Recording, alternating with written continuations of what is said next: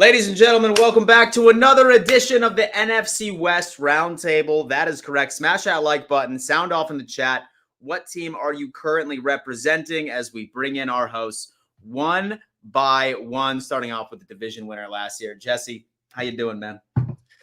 Well, listen, if this is how we're going to be introduced year after year by the division winner, then I'll be first pretty much forever. So this is great. I'm doing fantastic. Just did a show of my own.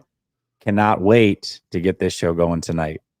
And funny enough, I saw Brother Bob in the chat already. He came back exclusively when our boy Norb ended up coming back. Jake, how you doing, man?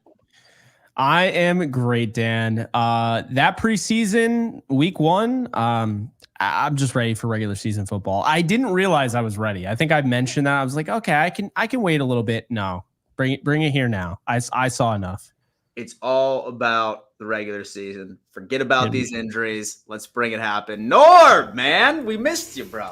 Hey, man, I missed you guys too, but, I didn't miss you that much. I was on a cruise ship in the middle of, near Alaska, having a great time, eating way too much. But it's good to be back. Football is definitely feeling like the season is upon us, so I'm excited. I had to, throw up into my mouth a little bit when Jesse did his little intro about being first. I was like, come on, man.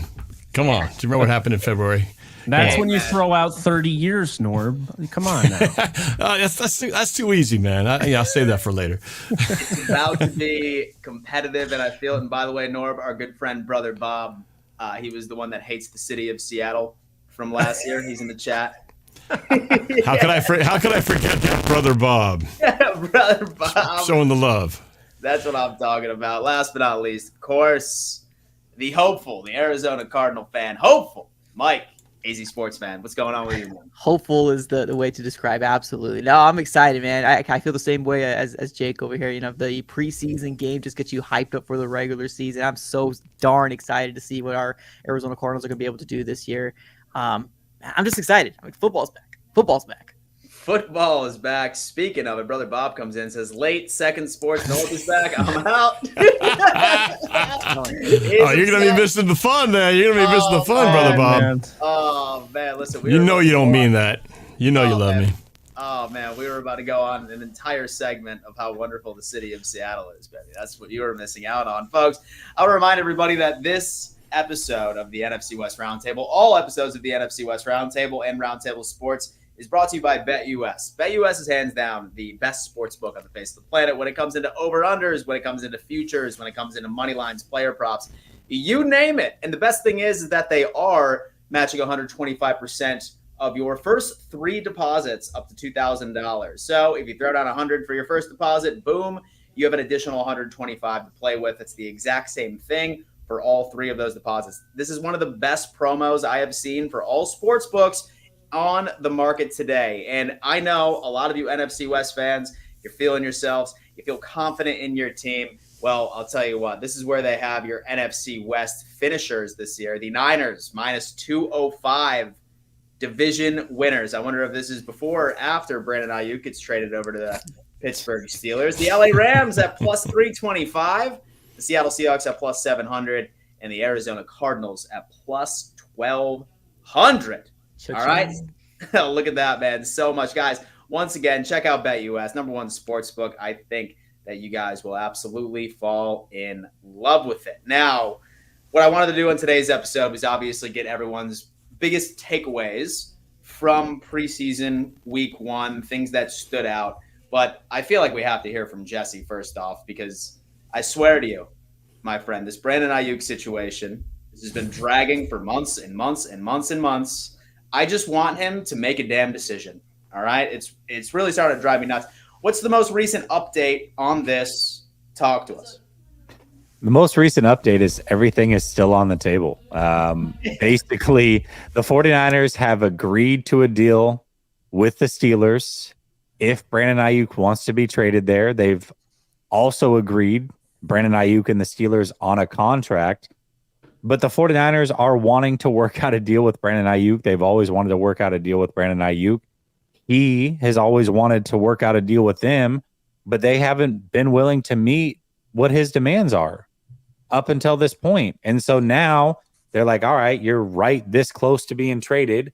We've got everything agreed upon. Let's actually try to work out a deal. The 49ers tend to do this where they wait really, really long into the offseason, and they always end up caving anyways. I don't understand the strategy point from the 49ers side of things.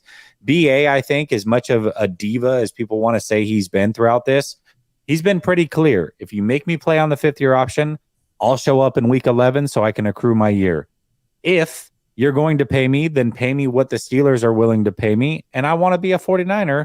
And if not, just trade me to the Steelers. And the 49ers are like, well, we want you to play on the fifth year because that makes the most sense for us, but then we also want you here long term. But then we also don't mind if you're a Steeler as long as they give us what it is that we're asking for. So I feel like it's not Brandon Aiyuk that needs to make up his mind. I think it's the 49ers that need to make up their mind. Brandon Aiyuk, I think, has been pretty clear over the last week or so as to what he is willing to do in each scenario. Now, Norb, what do you think the 49ers should do with this Brandon Aiyuk situation? Would you still want that in your locker room based off of all of the tainted relationship, you would say, over the offseason? Talk to us.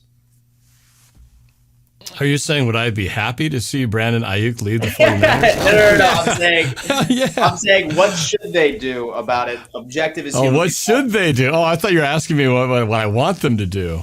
Yeah. Man, I was going to ask Jesse the same thing, but I don't know. I think the 49ers, and today we had to submit our rankings of the top NFC West receivers, right? In the NFC West. And I should have put an asterisk by the 49ers because if Aiyuk stays with the Niners, I put them at the top.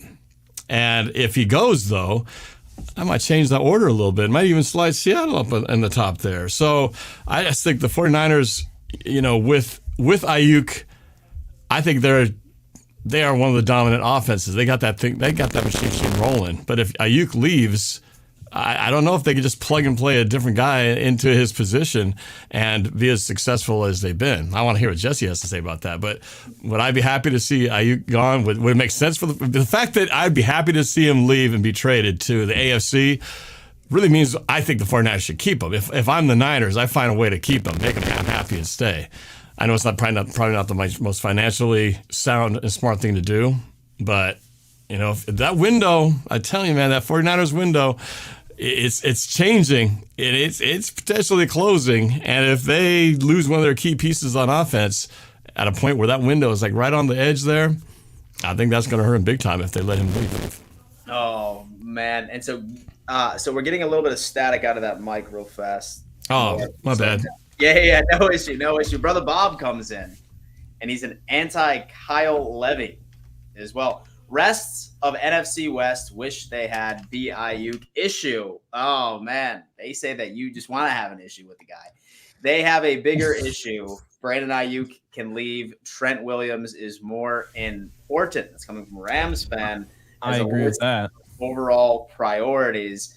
Coming on in, let's go again. Deuce is saying, "Get a real mic, Norb. You cheap ass." Wow. Wow. Goes back to abuse. Wow. The weird thing is, it sounds wicked high quality. It's just it has that spurt where. No, there was I don't know. There's some weird bug in it. I just reset it. Hopefully, my sound of my interface is working better. We'll see. Is it good now? It's crystal Is it clear. good right It's perfect. We're loving each and every single second of it. Okay. All right. I guess I start talking bad about the 49ers and it starts, powers that be start shocking me out or something. So. Oh, man. The YouTube Everyone TV leave is Norb alone in the chat, all right? He's like the nicest guy on the chat. Fisher Price. Brother Bob, you're funny. Oh, you're funny, man. The blue man, snowball. we're gonna have Fisher Price here over there. Brother Bob, thank you so much for the generosity. Jake, Brandon Aiyuk, if you were in the front office of the San Francisco 49ers, is it even worth keeping him on this roster after everything that has happened this offseason? I mean, yeah, he's I would say he's at least a top 15, if not a top 10 wide receiver. Excellent route runner. He provides so many different looks that gives Deebo Samuel, a run essentially. Because you have to keep Brandon Aiyuk honest. And I just feel like in this league, I do believe you build from the inside out. I really do believe in that. But I also think watching just from, the Rams perspective with Cooper Kupp and Puka Nacua, but originally Cooper Kupp and Robert Woods, or Cooper Kupp, Robert Woods, and Brandon Cooks, I really feel like you need legitimate receivers. This isn't a league anymore where you can just win the Super Bowl with Tom Brady throwing to Troy Brown. Okay. Like you actually need talent at wide receiver. And the 49ers, make no mistake about it, I'm a big fan of Jennings. Okay. I've said that on the show. I think Jawan Jennings is a stud. But is Jawan Jennings Brandon Aiyuk? No, he is not. So I do think, obviously if I was in the front office, I would get this deal done. I would have gotten rid of Deebo Samuel because I don't think he's a good receiver. I think essentially Deebo Samuel is a weapon. But I think as far as the best pure receiver on the team, that is Brandon Aiyuk. I would have traded Deebo Samuel. And I think the 49ers should do that. I think if the issue is we don't want to pay Aiyuk and we don't want to pay him that money because we paid Samuel and you can't pay them both, make a decision. Ayuk's the better player. I would trade Deebo Samuel, and because the Steelers will take Deebo Samuel too. I would trade Deebo Samuel and I would pay Brandon Aiyuk, but that's just me. Mike, talk to us, man. I just want to get into the minds of what their GM and the head coach is thinking. We're not, obviously it's the front office more than anything. I don't understand it. Right from a 49ers fan perspective, you would think that they would pay their best wide receiver and it just would be done, right? Why would you draft a wide receiver with your first round? And then it's just a lot of confusing things that kind of happen back and forth. Now, like I said on the last show, I'm here for it, right? I love the implosion that's happening because I see their window shrinking too as well. But they don't just have a problem with Brandon Aiyuk, also, Trent Williams as well. So they got a lot of issues that I feel like can be solved with just communication, and it doesn't happen. You would think a multi-billion-dollar organization would be able to get their top quality guys to stay and be happy, but I get it. The market is what it is, right? Sometimes players feel like they're more valued than, the front office does, and the front office needs to have a job to do as well. I get that aspect of it all, but if you're really seriously thinking of a window, Brandon Aiyuk is your best wide receiver. Make them happy. And it's absolutely crazy that they're not going to. But like I said, I'm here for the implosion. I think he's as good as gone. I think that how do you come back from this? But obviously, a year or two ago, they dealt with this with Deebo, and he was fine after he got paid. So, it's just one of those weird things that, I don't know, how do you just say, hey, what's up, buddy? Welcome back after, this whole drama that's actually transpired, because yes, it's contract negotiations, but you're also kind of holding out from the other players in the locker room as well. Now, they'll probably be happy seeing him in the locker room, but you got 52 other people that's going to make this roster that want to win the Super Bowl. And I don't know, it's just kind of get one of those things where I get it. Contract negotiations. I don't understand it. They should pay him. Do I want him to pay him? No. Trade him. I think he's gone. I think that's the biggest thing for me is this whole thing could have and should have been avoided. The Niners could have ran with this in so many different directions, and this isn't happening in the middle of August. If the 49ers were simply just not willing to pay him and wanted him to play on the 5th-year option, if they make that clear from day one, it happens. Yep. If they were wanting to trade him, they could have done so during the draft, and they could have then drafted a player that would have helped him this year. And if they wanted to pay him, they knew what the market was. They could have paid him market value many, many weeks ago, and he would have been in training camp. I feel like no matter what they do at this point, they chose wrong, and everything that's happening is ultimately on them because they've opened the door and allowed this whole thing to become an issue that it just didn't have to be. Absolutely. Absolutely. Well, folks, definitely stay updated. Maybe one of these episodes we will have an answer of what happened with Brandon Aiyuk situation. Yeah, the next GTA will come out. Yeah, exactly. GTA 6 will be out before we see where Brandon Aiyuk decides to play some football. All right, listen, I want to unpack some preseason games here. And I understand it's preseason. All right, definitely don't get too honed in on the results. Sometimes you see people on the internet celebrating a preseason win. It's okay. We miss football. We'll allow it right now. But this is typically the first time where you start to get a lot of your questions answered, at least to some degree. I want to start off with the Seattle Seahawks. They ended up facing off against the LA Chargers, won 16-3. No Geno Smith. Sam Howell had a day, 16 for 27, 130 yards, and a touchdown, and a variety of other things to point out. Norb, I do understand that you were cruising the high seas last week. I'm not sure if you were back home able to watch or understand what happened during the game, but what were some of the biggest takeaways during the Well, Seattle? I was cruising the seas. I was not able to watch the game live, but I did record it, so I watched it after I came back. And I think everyone feels the same way. It seems the tone of things is that I think we all got excited watching our team. Maybe it's just because we've been itching for football for so long. But, I was, like you said, yes, it's hard to really take away too much when you're playing your backups and you're going against backups. But I was really watching for depth and kind of see what the new guys are looking like. And I was impressed, Geno Smith's our guy, but watching Sam Howell, like you said, he had a pretty good day with throwing the ball in some pretty tight windows, making some good decisions. He started the last year with the Commanders, and he was kind of all over the place because they made him throw that rock around a ton. So he had 20 touchdowns, 20 interceptions. Probably made a few decisions that he would have wanted to take back. So I was kind of curious to see, is he going to be the same gunslinger that he was last year, or will he be a little bit more smart with the ball? And it looks like he was. He didn't throw. He threw it away when he didn't have it. Checked it down if he had to, but got it into some tight windows when the throw was there, and he made the throw. So I was impressed from a backup standpoint. I feel like if Geno goes down at some point in the season, I'm not going to be scared out of my wits going, oh, crap, we're screwed now. What are we going to do at quarterback? So it's nice to feel like you got a guy who can slide in there and take over and do a decent job should the starter go out. But I think what really got me excited was really just watching Byron Murphy to finally see him hitting some guys and taking some guys to the ground. He didn't start the whole game, but when he was in there, he was taking on double teams. He was getting pressure on the quarterback. He should have had a sack, but he let the guy slip through his fingers, basically.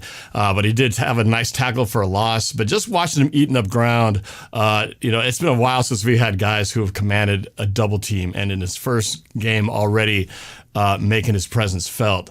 That got me excited, especially considering how bad our defense was last year. It was refreshing to see the defense really having the day against the Chargers. I got to ask, is my Fisher-Price mic acting up, or is it okay so far? No, it's good. It's been good, yeah. Okay, yeah, screw you with the Fisher-Price. There's no Fisher-Price microphone. I don't even know where you get a Fisher-Price microphone. Anyway, Byron Murphy was fun to watch. He's got Christian Haynes in there. It was another guy who was excited we picked up in the draft. He was pretty solid. And actually, overall, the line play was really good, again, for backups. I was just pleased to see, the guys, because I'm sure we're going to be rotating some guys in there. We're still trying to figure out who our center is going to be. Probably Connor Williams, when he gets kind of more acclimated, that he's going to probably be the guy to anchor the line, which was a really great pickup last week. And so I'm excited about that. That was a big question that we had on the offensive line. And so it's great to feel like, okay, because I think there was a comment earlier where they said the NFC West has got the best receivers and best quarterbacks, except for Seattle. I take offense to that. Geno Smith, I think you give him the time, that guy can throw, he can sling the rock, and he can throw the deep ball.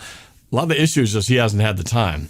And that's going to be the question. Will the real line, when they go against a real team, when they go against teams like the Niners and the Rams, will he have the time to throw the ball and do what he has to do? Because I think we do have one of the best receiving core. And it was great to see, besides, the starters didn't really play except for Jackson Smith and Jigba.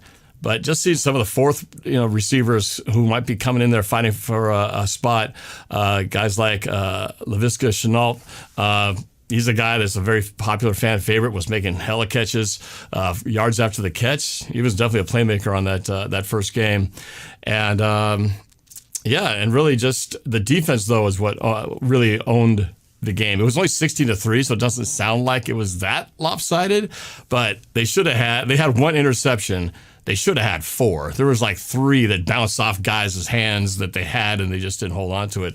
And they dominated time of possession. This game should have been 24-3 or something, even more than that, if they just held on to a few of those interceptions. And they had the ball at the 1 yard line, couldn't punch it in. So it easily should have been 20. And missed an extra point too, so it should have been 24-3. Really should have been 31. So I know it's preseason, but it definitely gave me a glimpse into at the line play. I think is going to be much better this year, and definitely on the defensive line and at defensive secondary. They are stacked, and they got a lot of decisions to make. So I'm feeling pretty good about where the team is right now. Got it. I feel like we should give Norb all the time in the world to celebrate a preseason win, because there might not be many coming up this regular season. Hey. Look, I love Bet. I love our sponsor. BetUS, but come on, man, do they just copy paste the records from last year? And so let's just go with what last year's standings turned out to be. That's what it seems like they're doing.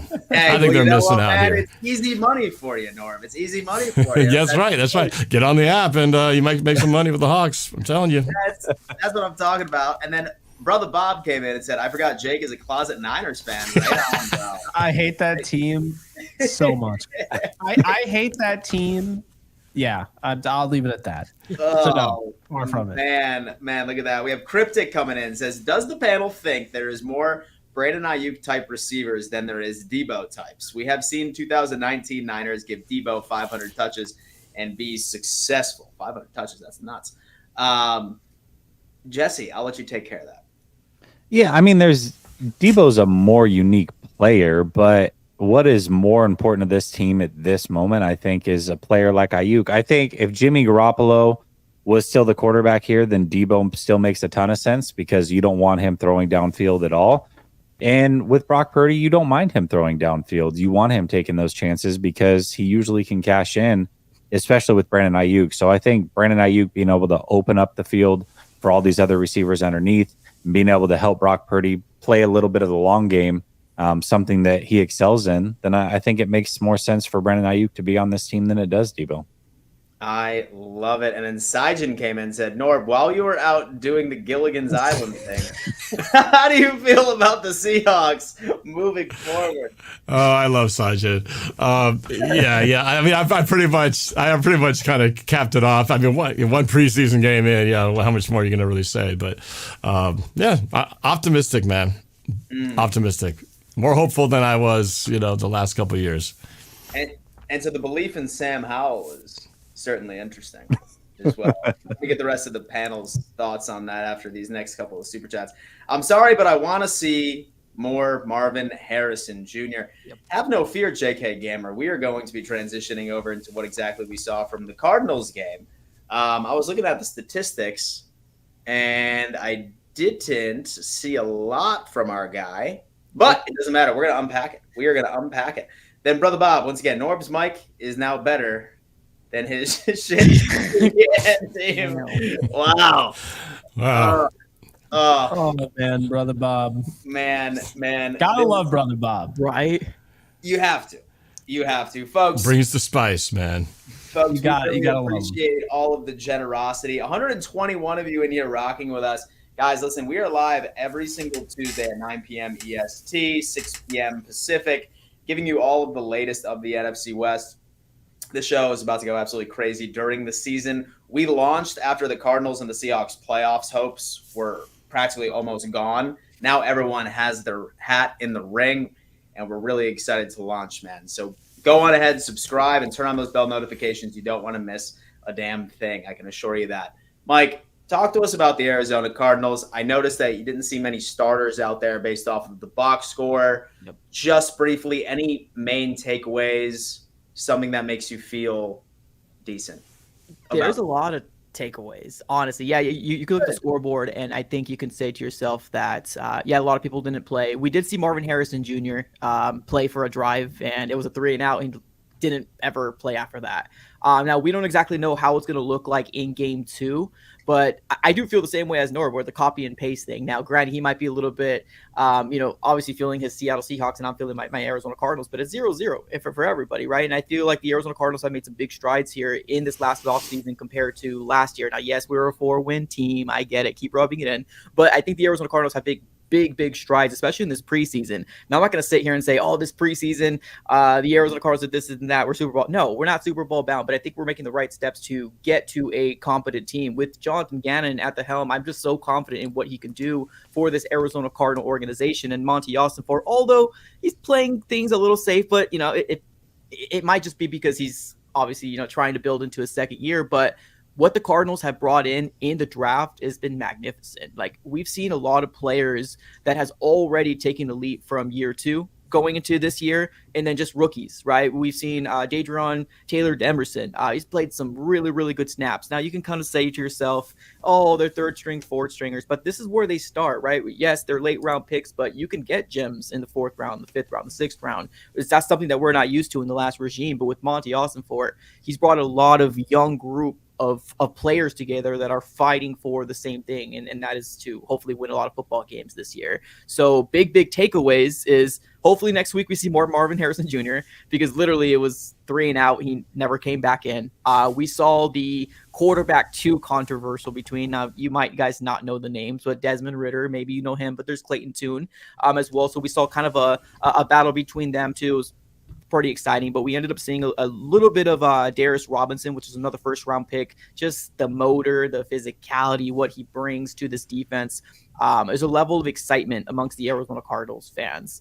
Couple things last year that we always had our head banging into the wall. We can't stop the run. We weren't physical. We can't wrap up tackles. That's changed. Or at least in this one game, that's changed. So I'm hoping that in game 2 we just see that transpire. But not even just Darius Robinson, 1st round pick. We also have Xavier Thomas as well, like making some plays as well. So there's a lot of excitement. There's a lot of excitement amongst the Arizona Cardinal fan base. And yes, we lost, but damn, it was a good loss. It was a good loss. And the reason why I say that is because this quarterback 2 competition, like, once the quarterback that I hope makes that number 2 spot, he just commanded this offense so very well. I mean, he's playing with the 2s and the 3s as well. So I don't know, man. We just got a lot of young people on this roster that I really feel confident in. And I think we're not used to that as Cardinal fans, where we're looking at preseason and we're just like, all right, let's get through these effing games, right? Let's go for the regular season. But honestly, I'm truly enjoying preseason. It might be because I'm going through a little bit of withdrawals. That might be the case, but this is the opportunity for our Cardinal fan base to look at these young players that actually can make moves. And we're seeing a lot of great players, or I'm sorry, not great, good players that could potentially make that 53-man roster, and just excited to see what this team can do in 2024. I'm excited, y'all. I'm excited. Those Cardinals, man. Those Cardinals. Shout out to the Cryptic for coming on in, asking a great question. He says, who will have the better improvement? I am not a believer in Geno, but LA has more experience for its young core. Jesse said he thought Seattle would be a threat. That's right, Jesse. Remember that. No, listen, I love to troll you guys, but I do respect what Seattle brings. I also think that the Rams could be a 12-win team. And I've been kind of big on Seattle for the last 2 years. I think this year they've shored up the trenches even more so than last year. I think a lot of people are looking at Seattle and saying, you know, offensive line's weak. I disagree with that. I think they have a really good offensive line. And as long as Geno Smith isn't pressured, then he can play some good football. He's a lot like Jared Goff. It's like if you just keep him safe, he can make some throws. So I'm curious to see what both those teams bring this year. I think the NFC West is a lot of fun.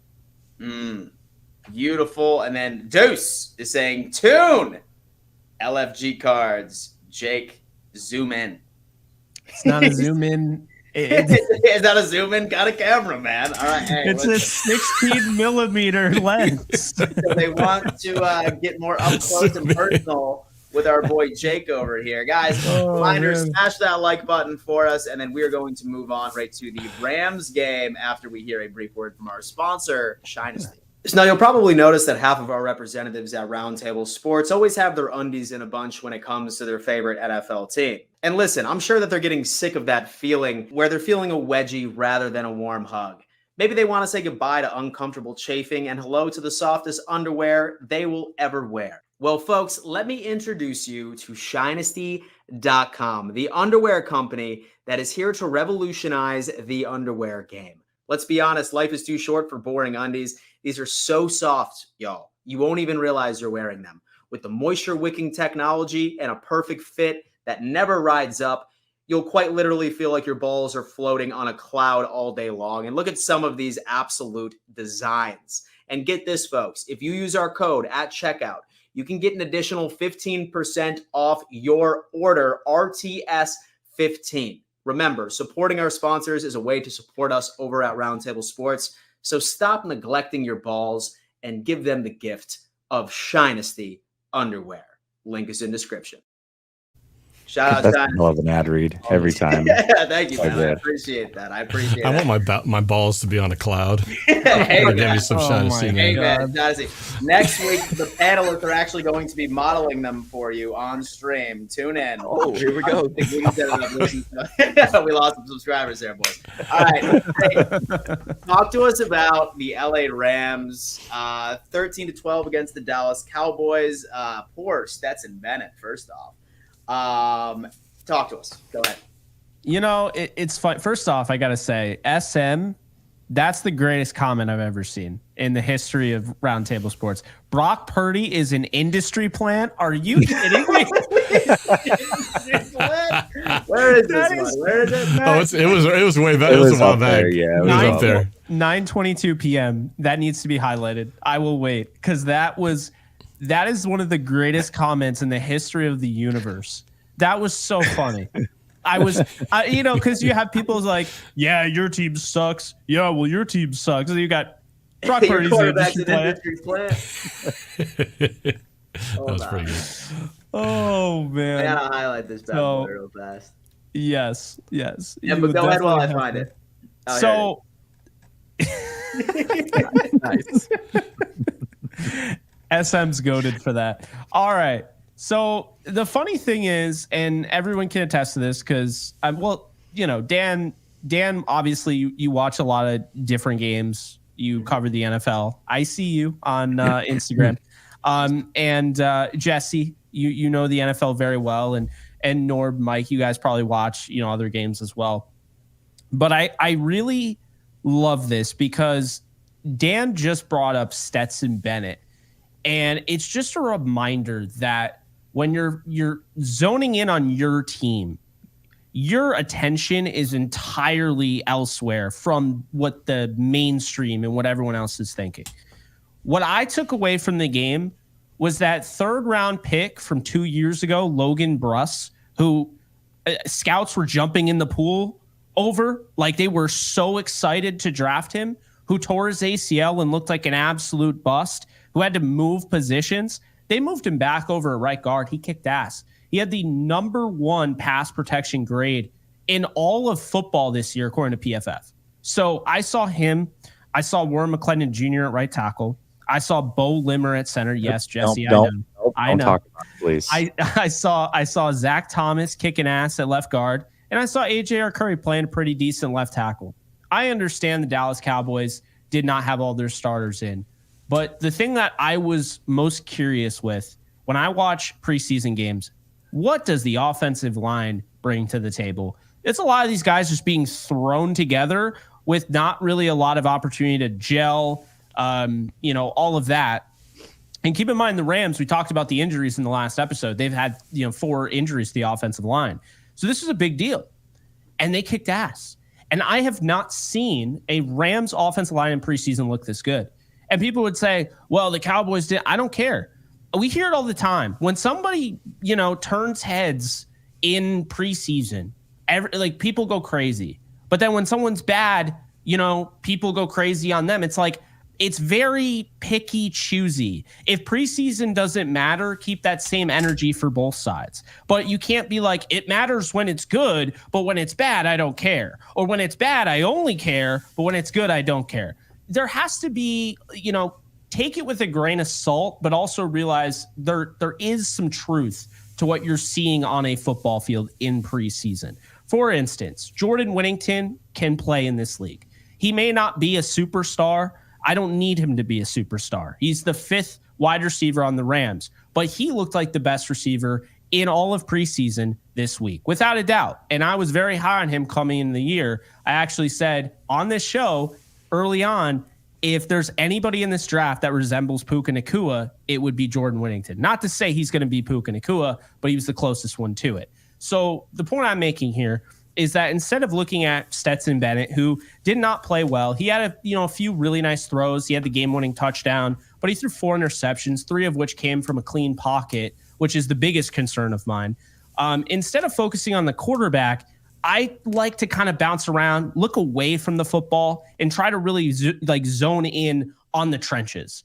And I was just so impressed with not only the offensive line of the Rams, and all those guys, because I think every one of those guys, not every single one is going to make the roster, but I think they all gave a pretty good, I would say, argument to make the roster. But then you look at the defensive line, and this Tyler Davis kid, I did not like the pick. Not that I had other guys. I did not like that pick. I had him way late in the draft, and they took him way higher than I expected. Tyler Davis looked absolutely incredible. His hair was on fire. He was playing like his hair was on fire. He's going sideline to sideline. He's rushing the passer. He's playing the run. He's very disciplined. The motor does not turn off. It's the same thing with last year's Mr. Irrelevant. To be fair, Jesse, we can't all get franchise quarterbacks Mr. Irrelevant. But last year's Mr. Irrelevant is a really good Mr. Irrelevant, a guy that makes the 53-man roster, last pick in the draft. It's Desjuan Johnson. He played well. We saw Omar Spates, a UDFA out of LSU, the linebacker. He was outstanding. Okay, so there were guys all over the field that really, in my opinion, stepped up in a big way. But guys, I've been using this analogy a lot. I'm going to say it again. When you have preseason, and especially the Rams, anyone who's watching Rams football knows you're not getting Matthew Stafford. You're not getting any of those starters, right? You didn't get Jared Verse. You didn't get Braden Fisk. And you didn't get Blake Corum. And you know what? They've been doing it for 7 to 8 years. I don't give a rip. But what I want to say is this. Chris Shula is the new defensive coordinator. He has a little bit of a different defense because he has experience working with not only, and keep this in mind, not only Raheem Morris, but also Brandon Staley and also Wade Phillips. So he has his own thought process. He's been around 3 different defensive coordinators and has worked all over the defense with linebackers as a linebacker coach, DB coach, pass rush coordinator, you name it. He's been there since 2017 when Sean McVay was hired. So the analogy that I'm going to bring up is when you watch preseason and you're watching Chris Shula's defense, and we have not seen what Chris Shula's defense is. Essentially, it's a trailer for the movie. And the movie is the regular season defense. And what I saw from this trailer, simply put, was that this preseason defense, these guys probably won't make the team. A lot of them are not going to make this team. But they all had one thing in common. They all play very, very hard-nosed football. That was not preseason football out there. That was not bad angles being taken. That was not missed tackle after missed tackle. These guys were wrapping up. They were showing physicality. There was no jogging. Just 110%. And the reason I say that's a trailer is because if that's what we're getting out of those guys, then I have to expect that's what we're going to get from Bobby Brown. That's what we're going to get from Kobe Turner, Ernest Jones, Darius Williams, Tre'Davious White, and so forth. And so it got me very excited because I think the Rams have one of the best rosters that they have had in Sean McVay's tenure. And it's why I ultimately do, and I understand it's preseason, but there's more to it than that. I think this feeling is going to lead them to being the number 1 team in the NFC and getting that number 1 seed for the first time in Sean McVay's tenure. I thought we saw a trailer of Sean McVay being in the booth next year. He's going to be fantastic, isn't he? He's not anywhere near that. I can confirm that. But, he is getting older. But come on. But I agree with you.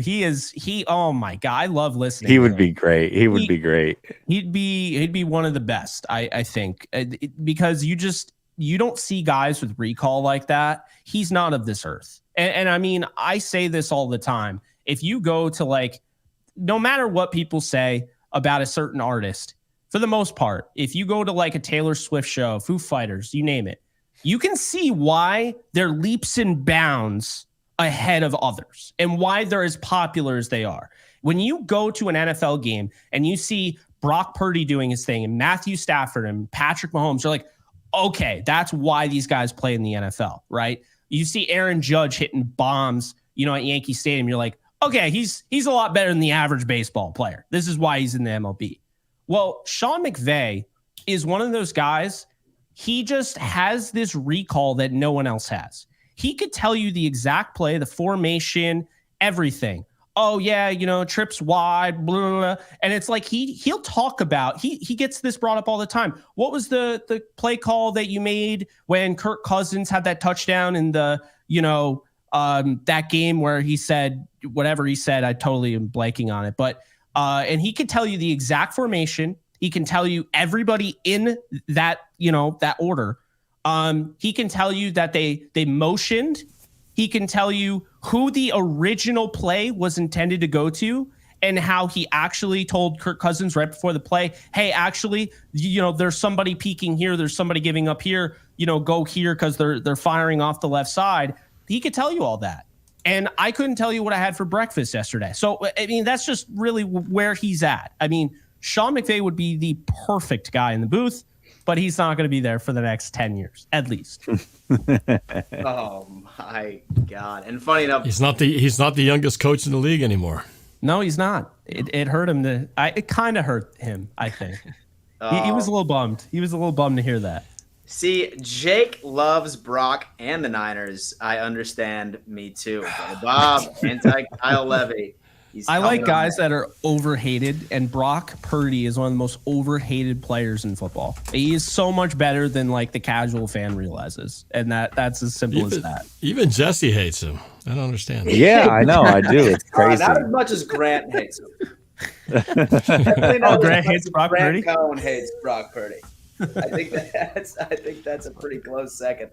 All right, Jesse, talk to us about the San Francisco 49ers L this weekend. Preseason Yeah. week 1, what did you see? Listen, I agree with what Jake was saying. There's not a lot that you can take normally from preseason, but one thing you are looking at is you're looking at the young players. You're looking at the trenches. You're looking for trends, and you're looking for what maybe the new coaches on the defensive side of the ball are going to be calling and what you should expect from them. So for me, I'll start with the young players. Dominic Pooney looked really, really good at right guard. A little bit of improvement needs in the running game, but overall, as a pass blocker, he's one of the best pass blockers this offensive line has already. He's extremely impressive. He moves his feet well. He anchors very well. He's athletic. I think there's a good chance that he might be the starting right guard come day one. And I don't know if that was something we necessarily thought as a third-round pick. So that was great to see. Malik Mustafa, hell of a player, third-round pick, fantastic. I mean, he was flying around like crazy, made one of the better plays of the day against Will Levis on the goal line. Great play by him. So you love to see that. And Renardo Green, anytime he was in press man in the nickel corner spot, he was very, very impressive. Now, we didn't get to see Ricky Pearsall, unfortunately. He didn't make the trip. He has a shoulder injury. Hopefully he can play this week. We will see. But overall, I would say the report from the rookies was very good. Now, when we talk about the new defensive coach and what it looks like there, I think one thing we can say is this team is going to be a lot more aggressive. They're going to show you a lot of things that may not be coming. And that was like one of the gripes when I talked about Seattle last year, is that they were too vanilla. Whatever they showed you pre-snap was exactly what you were going to get. And it's easy to pick apart a team like that, especially at the NFL level. Well, the San Francisco 49ers had some simulated pressures. They had a lot of guys near the line of scrimmage. You have seen in practice, and then you saw it play out in this game, although it wasn't from Bosa himself because he didn't play. But you can see how they have the edges in 2-point stances, and they're dropping them back in coverage, and they're blitzing off the edge, and they're showing a bunch of different things. Last year, that wasn't necessarily the case. They didn't have a lot of stunts. They didn't have a lot of twists. Basically, what they showed you is what you were going to get. This defense is so uber talented that it didn't matter. They were able to overcome that. This year, I think you're going to see a lot of dynamic pre-snap play calling from the 49ers. That I like to see. And then I would say one thing that's still a question is I don't know how the interior of this defensive line is going to hold up against the run. I think that at times they look good. At times they didn't look good during the preseason. Last year, we saw flashes of that during the preseason, and that kind of carried through the regular season as well. Looking at an offensive line that beefed up in the Seattle Seahawks, looking at an offensive line that beefed up in the Los Angeles Rams, if those teams can get leads and start running downhill, I don't know if the 49ers interior defensive line can hold up, play in and play out, And that does concern me a little bit. I want to see that play out a little bit through this preseason before I'm fully confident in this team. But overall, I did like what I saw from the San Francisco 49ers. Well, I'll tell you what, folks, we're certainly going to learn quite a bit more as this division surpasses and moves forward to week 2. And we're going to unpack all of that next week. Now, folks, I do want to remind you that the NFC West Roundtable is live every single Tuesday at 9 p.m. EST. We have a great season plan, so subscribing is obviously very important, but make sure you turn on those bell notifications. Be a part of the Noti gang, because the second this regular season starts cooking, things are going to get interesting. Things are about to get interesting. And also stay tuned, because as soon as when this is over, me and all the guys are going to record a video where we discuss our wide receiver rankings. Should be released at about Thursday or Friday, so you don't want to miss out on that. And subscribe to each and every single one of these individuals' channels. They do an incredible job. I'm looking forward to Norb's prediction music video coming out soon, hopefully. And thank you for the plug. Hey, man, absolutely. Let's go around the panel, say our goodbyes, starting off with Norb. Talk to us. I'm just excited, man. I didn't just watch that first game live, but this game against the Tennessee Titans in Tennessee will be a fun one to watch. We go up against, I don't know if they'll be playing, but they picked up our cast-off safeties, which is interesting that they picked up Jamal Adams and Quandre Diggs. I don't know what they were thinking there, but okay. So it'll be fun to watch, but just for me, it'll be fun to get back to live streaming football again. So excited to do that this weekend. And as you said, music prediction video is coming up real soon. So in the thick of it right now. So can't wait to get that released right before the regular season starts. It's one of my favorites of the season. Mike, what's going on, man? No, I'm just excited here. This week is going to be joint practice with the Colts. I know per Jonathan Gannon, they're going to have a souped up practice. So pretty much they're going to play. And I'm just really excited to kind of see the content that comes out of that. Really, really excited, because we're not seeing Kyler Murray at all this preseason. Now, is he going to practice? Probably. We don't 100% know how it's going to work out, but I'm just really excited about this next coming week. We got the Colts, and just ready for more football, man. What about you, Jake? Yeah, so the Rams have a joint practice that was supposed to be with the Chargers, but isn't with the Chargers. It's actually going to be with the Cowboys. So I don't know what happened there, but the Rams have the Chargers this weekend. I'm looking forward to it. I want to see Stetson Bennett bounce back. I want to see this offensive line continue to kick ass. And, I'm just enjoying it. I'm enjoying this whole process and everything. And I still can't get over how freaking funny that comment was. I'm still not over Brock Purdy Brock being Purdy's an industry player. I'm sorry. I'm still thinking about it. Oh, my God. What about you, Jesse? Well, I'll say this. We don't go live again until next Tuesday, and I will personally guarantee that the Brandon Aiyuk situation might be handled by then. That's right. You heard it here first. Personally guarantee might. That it might be handled. Yep, that's right. You heard that correct, Jake. Probably, Don't maybe. put words in my mouth. Probably, maybe. Yeah, I don't know. Hopefully it's handled by then. Can't wait until we know what the hell's going on. It is really hard. I was talking on my show before this how hard it is to predict the 49ers season when we don't know what's going on with BA or Trent Williams, because this team is drastically different without one or both of those guys. So hopefully we get that figured out soon. But overall, very excited to be doing this roundtable this year and cannot wait once again for the 49ers to own the division. It is nice being on a show when you are the king of the West. That is for sure. Oh, man, what a send off. Need to win a Super Bowl in my lifetime first, though. That's just, come on now. Like and subscribe, folks. We will see you in just a couple of days for our wide receiver rankings.